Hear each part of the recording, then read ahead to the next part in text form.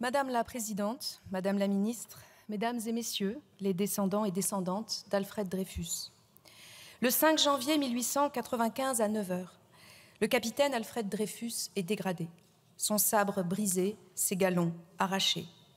Durant cette humiliation publique, devant une foule d'où s'échappent les cris de « mort aux Juifs », à mort Judas, il ne cesse de clamer son innocence.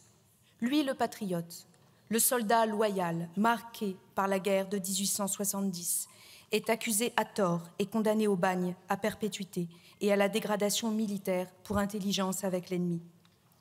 L'état-major ne dispose d'aucune preuve de sa culpabilité. Qu'à cela ne tienne, le conseil de guerre est convoqué à huis clos et un faux dossier monté de toutes pièces. Lui, le polytechnicien brillant, devient le coupable idéal, le symbole du traître, de l'ennemi de l'intérieur, selon la pensée antisémite à l'œuvre dans la société. Face à l'ampleur que prend l'affaire dans l'opinion et grâce à la mobilisation de ses soutiens, ce jugement est finalement cassé et un nouveau conseil de guerre convoqué. Condamné à nouveau, il est gracié par le président de la République. L'affaire est étouffée, mais Dreyfus, toujours coupable.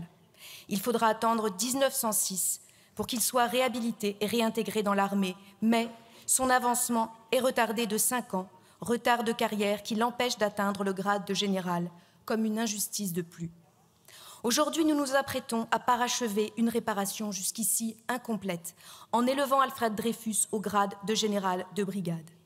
C'est le sens de cette proposition de loi que de reconnaître la valeur du soldat, de l'homme, là où de nombreux Français à l'époque n'ont vu que le juif, dès lors suspect à leurs yeux de n'être pas véritablement français et patriote et jugé incapable de servir son pays.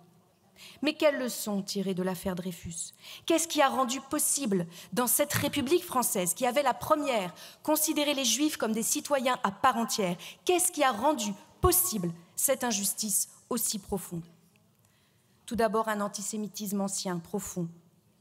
Qu'en est-il aujourd'hui? Les actes antisémites ont bondi de 260% en 2024 par rapport à 2022. L'antisémitisme est bien réel pour nombre de nos compatriotes au quotidien. Il ne doit jamais être relativisé.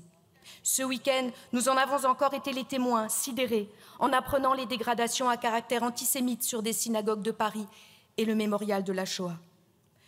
Comment ne pas voir un parallèle entre la presse anti-dreyfusarde qui attisait la haine antisémite hier, provoquant des groupes d'extrême droite à l'agression physique, et les médias bollorisés d'aujourd'hui, qui enchaînent les condamnations pour incitation à la haine, concourant ainsi à la hausse des discriminations racistes dans notre pays. Pas plus tard qu'hier, 2 étrangers ont été agressés dans le Var, l'un d'entre eux tué par un voisin qui a ouvertement revendiqué le caractère raciste de ces actes.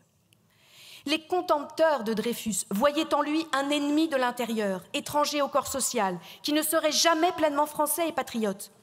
Cette rhétorique nauséabonde, caractéristique de l'extrême droite, se glisse aujourd'hui dans certains tweets, quand très récemment un collègue député a été accusé d'entrisme par une responsable politique du bloc central, ou quand nos compatriotes musulmans, ou perçus comme tels, sont de fait suspectés de ne pas être assez français.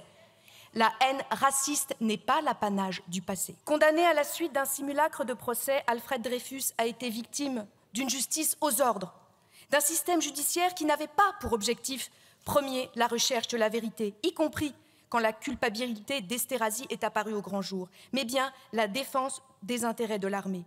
C'est pourquoi nous ne sommes guère étonnés de voir l'extrême droite contemporaine chercher à fragiliser constamment l'indépendance de la justice. Aux États-Unis, Donald Trump mène un combat permanent contre les juges. Il n'y a pas de république, il n'y a pas de justice sans l'indépendance des juges, de la justice. Elle est un rempart qu'il faut protéger. Par l'adoption de cette proposition de loi, nous rappelons que le combat contre l'arbitraire, la haine et la discrimination est toujours d'actualité. Nous inscrivons nos pas dans ceux des Dreyfusards de l'époque, militantes et militants acharnés à la recherche de la vérité pour la justice et l'égalité des individus devant la loi. Notre vote se veut également en résonance avec les combats actuels, quand des Français sont soupçonnés de ne pas assez aimer leur pays ou d'être des ennemis de la France en raison de leur appartenance réelle ou supposée à une religion ou à une ethnie. Cette proposition de loi, nous la voterons bien sûr, avec conviction, mais elle est faible à réparer à elle seule toutes les dérives passées et présentes qui font tant de mal à notre démocratie.